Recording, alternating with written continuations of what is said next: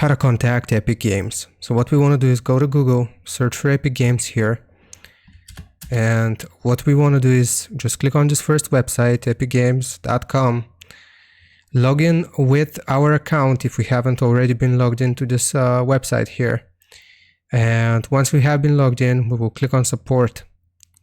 Now, if we want to contact Epic Games, we're just going to scroll all the way down and choose one of these categories here. So for example, depending on what you need help with, let's choose accounts here, and then scroll down until you see this blue button here, contact us.